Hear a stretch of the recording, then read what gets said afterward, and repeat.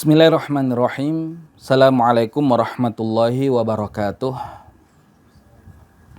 Alhamdulillahirabbil alamin wassalatu wassalamu ala asyrafil anbiya'i wal mursalin Muhammadin wa ala alihi wa ashabi ajma'in, amma ba'd. Saudara-saudariku yang dirahmati Allah Subhanahu wa taala, bersyukur Allah Subhanahu wa taala masih memberikan kita kesempatan untuk sama-sama bertalabul ilmi, mengkaji surat-surat yang ada di dalam Al-Quran, yang semoga Allah Subhanahu wa taala memberikan kita kebaikan, yang memberikan kita keberkahan, dan Allah Subhanahu wa taala jadikan kita orang-orang yang terbimbing ya dengan petunjuk yang ada di dalam Al-Quran. Dan semoga ketika Allah Subhanahu wa taala berikan kita kesempatan untuk sama-sama belajar mentadabburi apa yang ada di dalam Al-Quran, Allah Subhanahu wa taala menginginkan kebaikan untuk kita. Karena di dalam hadits Nabi Muhammad SAW dikatakan, man yuridillahu bi khairan yufaqihu fiddin, siapa yang Allah Subhanahu wa taala kehendaki kebaikan untuknya, maka akan Allah Subhanahu wa taala jadikan dia faqih dalam urusan agamanya. Dan pada momen kali ini kita bertafaquh fiddin, ya, sama-sama kita mendalami hal-hal yang berkaitan dengan agama kita, terlebih dari sumber yang paling utama, yaitu Al-Quran. Dan insya Allah di kesempatan kali ini kita akan membahas satu surat, yaitu surat Ad-Duha, di mana surat Ad-Duha ini tergolong ke dalam golongan surat Makkiyah, surat yang Allah Subhanahu wa taala turunkan di fase Mekah. Dan secara urutan mushaf, surat Ad-Duha menempati urutan yang ke-93 setelah surat Al-Lail. Dan Allah Subhanahu wa taala di awal surat Ad-Duha bersumpah dengan beberapa makhluknya, yang setiap sumpah Allah itu pasti akan ada kaitan ya dengan isi sumpahnya. Namun sebelum kita membahas tentang isi surat Ad-Duha, ulama menjelaskan tentang sabab nuzul turunnya surat Ad-Duha. Dahulu dikisahkan ketika Nabi Muhammad SAW menunggu turunnya wahyu, maka wahyu tidak kunjung turun. Sehingga beliau merasa gelisah dengan tidak turunnya wahyu kepada beliau, sehingga ketika orang-orang mengetahui wahyu tidak turun kepada Nabi Muhammad SAW, maka muncul omongan-omongan. Ya, terlebih dikatakan ada seorang wanita yang mengatakan Muhammad itu sudah ditinggalkan oleh Tuhannya, maka Tuhannya tidak mau lagi menurunkan wahyu kepada dia. Dan bayangkan ketika Nabi Muhammad SAW mendapati kondisi yang seperti itu, seorang yang paling kuat imannya, seorang yang paling kuat mentalnya, ketika menjadi pembicaraan ya satu kota, ya maka jelas ya akan terjadi kegoncangan, ya terjadi kegoyahan. Nah, sehingga surat Ad-Duha Allah Subhanahu wa taala turunkan untuk mengokohkan hati Nabi Muhammad SAW. Allah Subhanahu wa taala turunkan ya sebagai bantahan atas tuduhan orang-orang musyrik, orang-orang kafir yang mengatakan Nabi Muhammad SAW sudah ditinggalkan oleh Tuhannya. Nah, kemudian Allah Subhanahu wa taala menurunkan surat Ad-Duha. Nah, surat Ad-Duha Allah Subhanahu wa taala mulai dengan sumpahnya wad-duha, demi waktu duha. Kemudian Allah Subhanahu wa taala melanjutkan wal laili idza saja, dan demi malam apabila telah larut. Dan ketika Allah Subhanahu wa taala mengawali sumpahnya dengan waktu duha, kemudian Allah Subhanahu wa taala mengikuti sumpah itu dengan sumpah dengan waktu malam. Nah, bukankah malam itu padanan ya dari siang? Tapi kenapa Allah Subhanahu wa taala hanya menyebut waktu duha, tidak menggunakan wan nahar, demi waktu siang? Nah, maka ulama menjelaskan wadduha di sini, demi waktu duha di sini, maksudnya bukan sekedar waktu duha, tapi waktu siang secara keseluruhan. Tapi kenapa Allah Subhanahu wa taala sebutkan waktu duha seolah? Karena saking pentingnya waktu duha, saking bermanfaatnya waktu duha, seolah-olah waktu siang itu diwakili oleh satu waktu yang ada di dalamnya, yaitu waktu duha. Kemudian Allah Subhanahu wa taala setelah bersumpah dengan waktu duha yang itu mewakili siang secara umum, walaili idza saja, dan malam ya secara umum, apa isi sumpahnya? Ma wadda'aka rabbuka wa ma qala. Rabbmu itu tidak meninggalkanmu dan juga tidak qala, tidak membenci. Nah, surat Ad-Duha, tema besarnya adalah kenikmatan yang Allah Subhanahu wa taala berikan kepada Nabi Muhammad sallallahu alaihi wasallam. Dan sebagaimana yang kita sampaikan, surat-surat yang diakhiri dengan alif maksura adalah surat-surat yang menjadi satu keluarga. Ya, surat Thaha, Allah Subhanahu wa taala berfirman, "Thaha ma anzalna 'alaikal Qur'ana litashqa illa tadhkiratan liman yakhsha." Ada alif maksuranya. Kemudian surat An-Najm, wan najmi idza hawa ma dhalla sahibukum wa ma ghawa wa ma yantiqu 'anil hawa in huwa illa wahyu yuha, itu juga ada alif maksuranya. Kemudian surat Abasa, abasa wa tawalla an ja'ahul a'ma, dan seterusnya. Kemudian surat Al-A'la, sabbihisma rabbikal a'la alladzi khalaqa fasawwa, dan seterusnya. Kemudian surat Al-Lail yang sudah pernah kita bahas, wal-laili idza yaghsha wan nahari idza tajalla. Kemudian baru yang terakhir adalah wadduha wal-laili idza saja. Dan kalau kemudian di surat Al-Lail, Allah Subhanahu wa taala secara khusus menjelaskan tentang al-atqa, seorang yang paling bertakwa, dan dijelaskan oleh para ulama yang dimaksud dengan orang ini adalah Abu Bakar. Dan kita tahu Abu Bakar itu adalah sahabat yang sangat dekat dengan Nabi Muhammad SAW, bahkan dalam kondisi yang paling sulit, ya, beliau membersamai Nabi Muhammad SAW. Ya, sehingga dikatakan di dalam Al-Quran, idhuma fil ghar, ya, ketika keduanya di dalam gua. Siapa keduanya? Nabi Muhammad SAW dan Abu Bakar. Ya, ketika Nabi Muhammad mengatakan kepada sahabatnya, la tahzan innallaha ma'ana, jangan sedih, Allah bersama kita. Nah, saking dekatnya Abu Bakar, yang seolah surat Al-Lail itu surat Abu Bakar, maka setelahnya Ad-Duha surat Nabi Muhammad SAW. Dan Allah jadikan keduanya satu keluarga, sehingga diakhiri dengan akhiran yang sama, dan Allah Subhanahu wa taala letakkan di urutan yang berdekatan dan berurutan, ya, karena setelah surat Al-Lail di urutan mushaf yang ke-92, Allah Subhanahu wa taala letakkan setelahnya surat Ad-Duha di urutan yang ke-93. Jadi surat Abu Bakar bersebelahan, ya, dengan surat Nabi Muhammad SAW. Dan kalau kemudian Allah Subhanahu wa taala bersumpah dengan waktu duha yang mewakili waktu siang, kemudian waktu malam, ya, apabila telah sunyi, telah larut. Nah, apa isi sumpahnya? Sehari terdiri dari siang dan malam. Jadi secara keseluruhan ya satu hari itu ya siang dan malam. Ya, kalau kemudian dibagi jam ya menjadi 24. Ya, kemudian nanti kalau dibagi menit, dibagi detik, ya juga tinggal ya dibagi satu jamnya ya 60 menit dan satu menitnya ya 60 detik. Kemudian apa isi sumpahnya? Kan antara muqsam bihi, objek yang dijadikan sebagai sumpah, harus selaras dengan isi sumpahnya. Dan isi sumpah dari Allah Subhanahu wa taala, ma wadda'aka rabbuka, Rabbmu tidak meninggalkanmu. Jadi seolah Allah Subhanahu wa taala ingin memberikan bantahan kepada orang-orang yang mengatakan Nabi Muhammad SAW telah ditinggalkan oleh Tuhannya. Tapi Allah mengatakan, ma wadda'aka rabbuka, Rabbmu itu tidak meninggalkanmu. Jadi tidak sedetik pun, baik di waktu siang, baik di waktu malam, Rabbmu meninggalkanmu. Jadi ini jaminan dari Allah Subhanahu wa taala bahwasanya tidak turunnya wahyu kepada Nabi Muhammad SAW bukan karena Allah Subhanahu wa taala sudah meninggalkan beliau, tidak sama sekali. Allah tidak pernah meninggalkan Nabi Muhammad SAW walaupun sedetik saja, baik di waktu siang ya ataupun di waktu malam. Nah, sehingga dengan turunnya surat Ad-Duha ini menjadi busyra tersendiri bagi Nabi Muhammad SAW.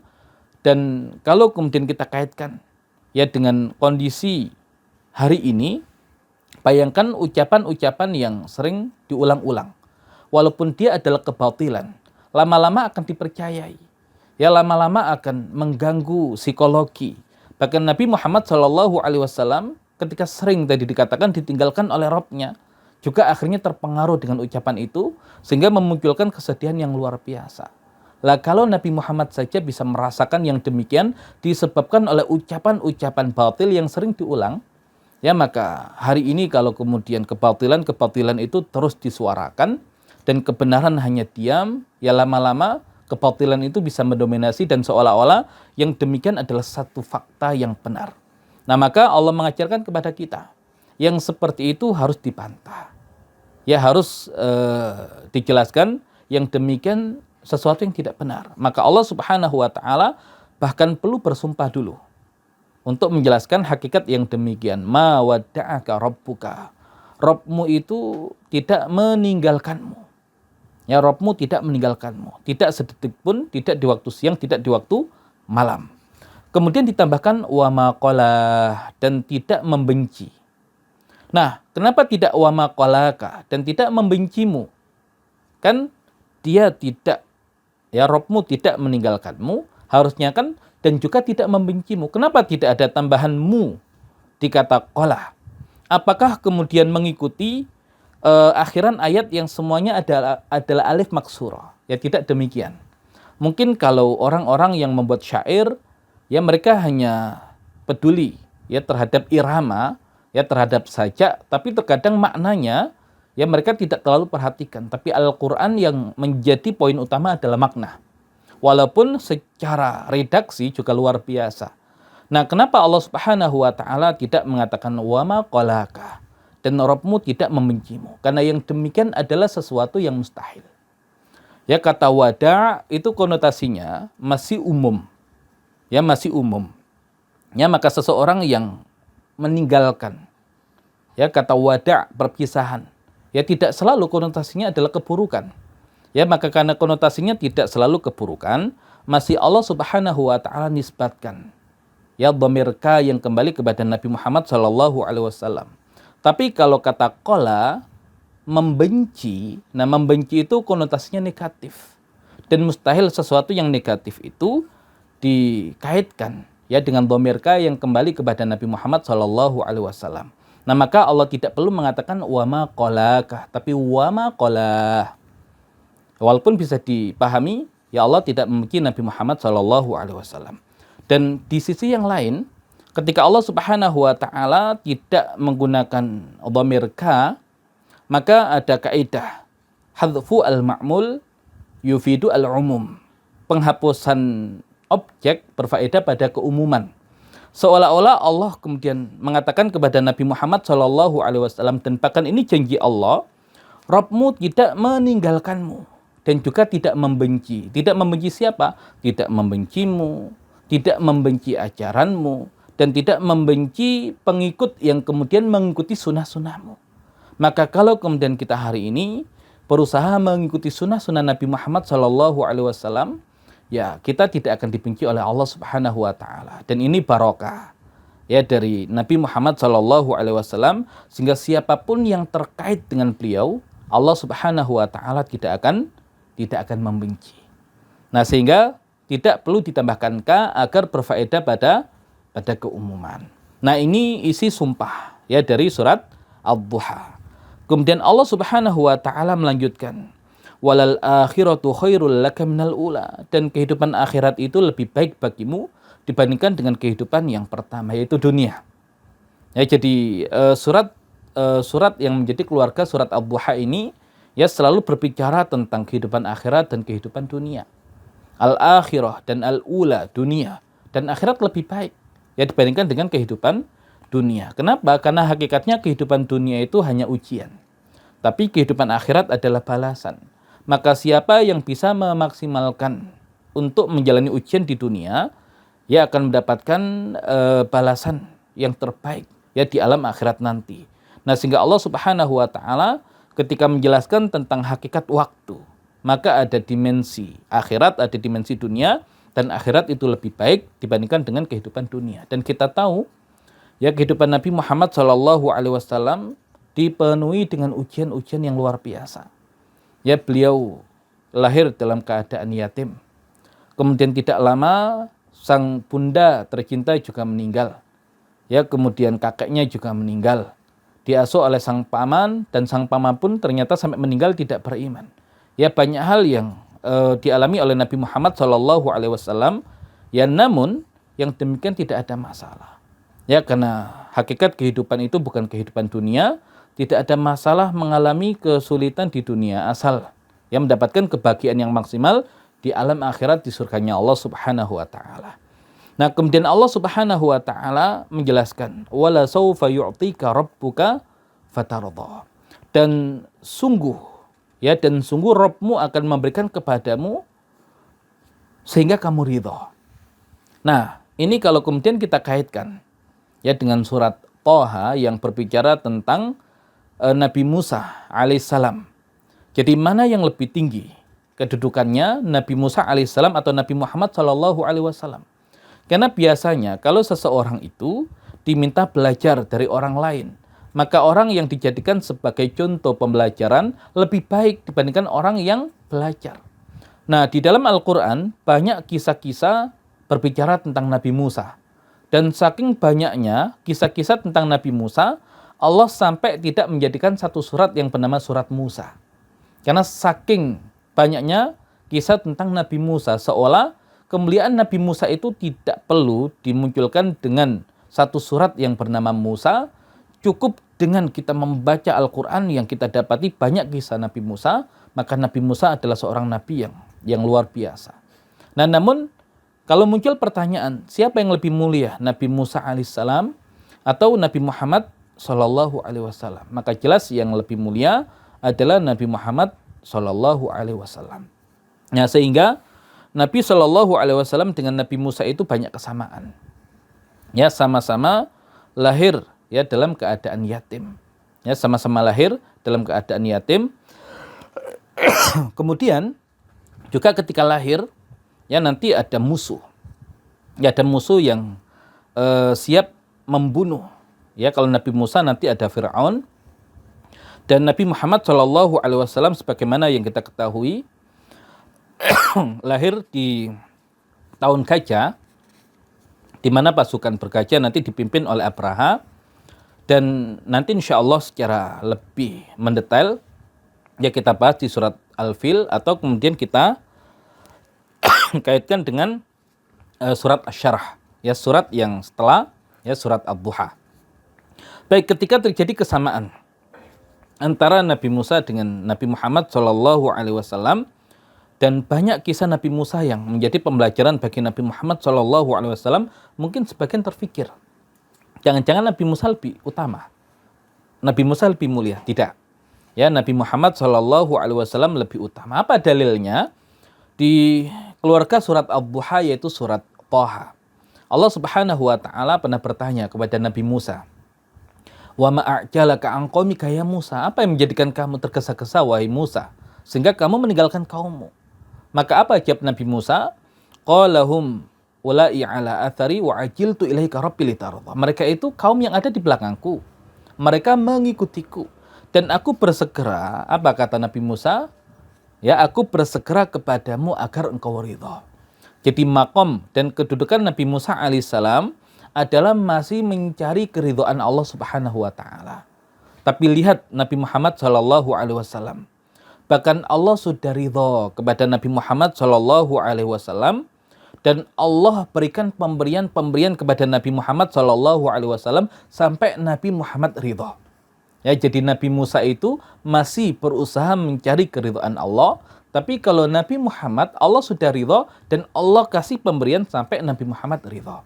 Dan ini menunjukkan bahwasanya secara makom, secara kedudukan Nabi Muhammad SAW lebih tinggi dibandingkan ya dengan Nabi Musa. Jadi kalau surat Thaha itu berbicara tentang penjagaan Allah untuk Nabi Musa, surat Ad-Duha berbicara ya tentang penjagaan Allah Subhanahu wa taala dan kenikmatan dari Allah Subhanahu wa taala yang diberikan kepada Nabi Muhammad SAW. Nah, ketika Allah Subhanahu wa taala berikan banyak pemberian kepada Nabi Muhammad SAW, diingatkan mundur ke belakang ya tentang dahulu yang pernah beliau alami. Alam yajidka yatiman fa'awa. Bukankah dia telah mendapatimu dalam keadaan yatim? Fa'awa, maka dia memberikan tempat berlindung. Wa wajadaka dhalan fahada, dan dia mendapatimu dalam keadaan dhalan, tidak tahu petunjuk. Fahada, maka dia berikan petunjuk. Wa wajadaka ailan fa'aghna, dan dia mendapatimu dalam keadaan ailan, ya dalam keadaan miskin. Fa'aghna, maka dia memberikan kekayaan kepadamu. Jadi ada 3 hal yang kemudian Allah Subhanahu wa taala ingatkan kepada Nabi Muhammad sallallahu alaihi wasallam.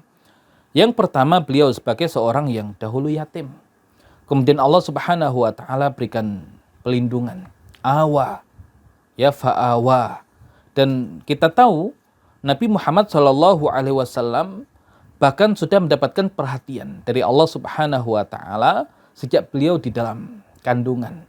Dan bahkan nanti keyatiman beliau itu justru bukan satu hal yang menjadikan beliau itu menjadi seorang yang lemah. Bahkan seorang yang tidak bersandar kepada manusia, namun hanya bersandar kepada Allah Subhanahu wa taala.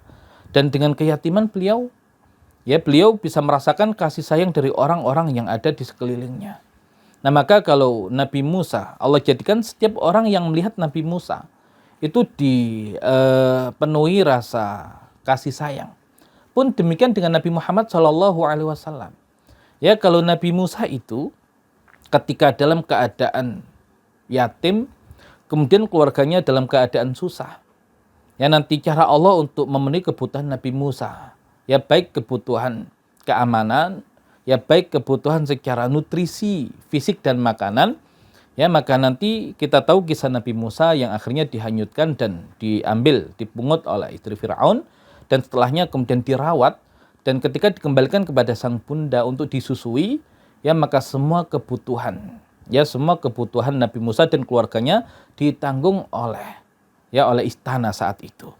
Tapi Nabi Muhammad SAW, kita tahu ada kisah Halimah Sa'diyah dengan sang suami yang mereka dalam kondisi ya berat hidupnya, ya asinya tidak keluar, bahkan untuk anaknya sendiri nggak cukup. Kemudian untanya kurus kering, keledainya juga demikian. Ya, namun ketika mengambil bayi Nabi Muhammad SAW, Allah jadikan kehidupan mereka penuh dengan keberkahan. Ya, jadi kalau Nabi Musa itu ditanggung istana, kalau Nabi Muhammad SAW ditanggung oleh Allah Subhanahu wa taala dengan menghadirkan berbagai macam keberkahan. Ya, Asi sang bunda susuan Halimah Sa'diyah yang awalnya tidak keluar, ya bisa keluar dengan sangat deras. Ya, kemudian unta yang tadinya kurus kering tidak bisa dipera, kemudian bisa dipera sampai menjadikan ya Halimah dan suaminya merasakan kenyang yang luar biasa. Kemudian keledai yang awalnya kurus kering tidak bisa ditunggangi menjadi keledai yang sangat lincah pergerakannya, dan bahkan ketika nanti kembali ke perkampungan Bani Sa'ad, ya semua ternak keluarga Halimah itu gemuk-gemuk dan besar-besar, yang itu adalah keberkahan yang Allah hadirkan yang tujuan akhirnya untuk menjamin nutrisi bagi Nabi kita Nabi Muhammad SAW. Ya, jadi dalam keadaan yatim, tapi kemudian Allah Subhanahu wa taala berikan tempat tinggal. Ya, tempat tinggal yang luar biasa di perkampungan Bani Sa'ad. Kemudian nanti ketika kembali ke Mekah, ya kemudian bahkan nanti ketika diasuh oleh sang paman Abu Thalib, bahkan Abu Thalib itu selalu mendahulukan sang keponakan dibandingkan dengan anak-anaknya sendiri. Bahkan sayangnya Abu Thalib kepada Nabi Muhammad melebihi sayangnya kepada anak-anaknya sendiri. Nah, ini kenikmatan yang luar biasa. Sehingga kemudian beliau punya ibu tidak hanya satu tapi banyak. Ya, beliau sering menyebut ummi ba'da ummi, ibuku setelah ibu kandungku. Ya, nanti ada Halimah Sa'diyah, ada Ummu Aiman, ada Fatimah binti Asad, ya istrinya Abu Thalib, dan bahkan Abu Thalib menjadi ab bagi beliau. Ya, kemudian Abdul Muttalib sang kakak juga menjadi ab bagi beliau. Ya, maka beliau ketika dalam satu momen peperangan mengatakan anan nabiyyu la kadzib. Ya, ana banu Abdul Muttalib. Aku adalah nabi yang tidak bohong karena aku adalah anaknya Abdul Muttalib. Nah, sehingga Nabi walaupun dalam keadaan yatim tapi tidak pernah kekurangan kasih sayang. Karena Allah yang menjadikan beliau mendapatkan ya tempat pemeliharaan yang baik. Wa wajadaka dhalan fahada, dan dia mendapatimu dalam keadaan dhalan. Ya, bukan sesat. Dhalan tidak selalu sesat, tapi dhalan itu bingung, ya karena belum mendapatkan petunjuk. Ya, maka kita tahu beliau sering menyendiri, ya beliau gundah, beliau gelisah dengan kondisi masyarakatnya yang musyrik tapi tidak tahu bagaimana cara beribadah kepada Allah. Nah, makanya akhirnya Allah berikan petunjuk. Fahada, maka dia berikan petunjuk kepadamu, dan lebih detail ya nanti di surat Al-Kafirun tentang masa lalu Nabi Muhammad SAW dengan masa keislaman Nabi Muhammad SAW yang Allah anggap sama. Ya, nanti detailnya di surat Al-Kafirun. Nah, kemudian wa wajadaka ailan fa'aghna, dan kami mendapatimu dalam keadaan miskin, maka kami jadikan engkau kaya. Engkau cukup. Nah, kalau yang dimaksud kaya adalah ketika menikah dengan Khadijah, ya jelas harta istri. Dan kalau kemudian dikatakan yang dimaksud miskin jadi kaya ketika menikah dengan Khadijah, maka tidak selaras dengan petunjuk yang Allah berikan, yang itu adalah masa setelah beliau sudah menikah dengan Khadijah. Ya, maka insya Allah pendapat yang rajih, wa wajadaka ailan fa'aghna adalah di fase Madaniyah, di mana Allah Subhanahu wa taala bukakan bagi Nabi Muhammad SAW perbendaharaan yang ada di muka bumi ini. Bahkan ketika beliau menjelang wafatnya ditawari ingin tetap hidup dengan Allah berikan kunci-kunci dunia, atau kemudian kembali menghadap kepada Allah Subhanahu wa taala. Nah, sehingga beliau ya hidup dalam kondisi bumi ini sudah berada di genggaman beliau. Ya, walaupun ya beliau hidupnya tetap sederhana, ya bukan menjadi orang yang kemudian ketika hartanya banyak digunakan bahkan melalaikan dari kehidupan ya akhirat, tidak. Nah, ini kenikmatan yang Allah berikan kepada Nabi Muhammad SAW. Nah, maka kalau kemudian merasakan kenikmatan seperti itu, maka jangan sampai pernah kita melakukan hal yang sebaliknya kepada orang-orang yang kondisinya mungkin sama seperti kita dahulu. Maka diingatkan, fa'ammal yatima fala taqhar. Maka adapun dengan anak yatim, jangan sewenang-wenang. Ya, jangan keras, jangan kasar. Ya, kamu dulu yatim dan Allah berikan kenikmatan yang mendapatkan tempat pelindungan yang baik. Maka kalau kemudian dengan anak yatim, jangan seperti itu. Wa amma sa'ila fala tanhar, dan adapun kepada orang yang minta-minta karena butuh tadi itu, ya jangan dihardik. Ya jangan dihardik. Jadi Nabi Muhammad SAW karena sudah merasakan itu semua, ya maka beliau bisa dekat ya dengan semuanya. Dan kalau kemudian beliau dijadikan sebagai uswah, sebagai suri tauladan, karena setiap kehidupan beliau itu menjadi satu inspirasi bagi orang-orang yang pasti ada satu kesamaan dengan Nabi Muhammad SAW. Ya, beliau itu ya pernah miskin, ya ketika ada harta ya pernah punya harta, ya kemudian beliau seorang anak yang bahkan dahulu yatim, ya ditinggal ayahnya, ditinggal ibunya, ya ditinggal kakeknya, ditinggal pamannya. Beliau seorang ayah, bahkan ditinggalkan anak-anaknya. Ya, anak yang kemudian masih hidup ketika beliau wafat ya hanya Fatimah. Seluruh anak beliau wafat ketika beliau masih hidup. Ya, jadi kehidupan yang luar biasa berat. Ya, namun yang demikian ya menjadi suri tauladan bagi kita. Ya, tidak ada yang lebih berat hidupnya kecuali Nabi Muhammad SAW, tapi justru beliau adalah seorang yang bersyukur ya atas kenikmatan yang Allah berikan. Bahkan ibadah beliau landasannya adalah kesyukuran. Makanya dikatakan afala akunu abdan syakura. Apakah aku tidak boleh menjadi hamba yang banyak bersyukur? Nah, maka kalau kemudian sudah merasakan kenikmatan yang luar biasa dari Allah, wa amma bi ni'mati rabbika fahadits, dan adapun terhadap nikmat Rabbmu maka hadits, sampaikan, ya ceritakan. Dan bercerita di sini tidak selalu kemudian ya membangga-banggakan di hadapan orang, karena tidak semua orang ketika kita sampaikan kenikmatan yang Allah berikan kepada kita dia senang. Ya, maka fahadits di sini lebih kepada ya kita sampaikan dalam artian kita buktikan, ya kita jalankan konsekuensi dari kenikmatan yang Allah berikan, yaitu wujud kesyukuran. Maka syukur itu bukan sekedar ucapan, tapi syukur itu adalah menggunakan kenikmatan yang Allah Subhanahu wa taala berikan sesuai dengan keinginan Allah Subhanahu wa taala. Maka ini yang kemudian dijalankan oleh Nabi Muhammad SAW. Beliau ya seorang yang Allah berikan kenikmatan, dan terhadap kenikmatan Allah beliau sanggup untuk mensyukurinya dan menjalankan setiap yang menjadi konsekuensinya. Nah, maka wajar kalau kemudian beliau dijadikan sebagai uswah bagi kita. Dan insya Allah ya di surat Ad-Duha yang temanya adalah kenikmatan untuk Nabi Muhammad SAW, di surat yang selanjutnya Asy-Syarah juga masih dengan tema yang sama, kenikmatan untuk Nabi Muhammad SAW. Tapi kenapa Allah pisah jadi dua surat? Nah, di situ kemudian pelajarannya, dan di situ kemudian ya menandakan saking banyaknya kenikmatan yang Allah Subhanahu wa taala berikan kepada Nabi Muhammad sallallahu alaihi wasallam. Dan untuk surat Asy-Syarah insyaallah kita bahas di pertemuan yang lain. Demikian yang bisa disampaikan berkaitan dengan surat Ad-Duha. Wallahu a'lam bishawab. Assalamualaikum warahmatullahi wabarakatuh.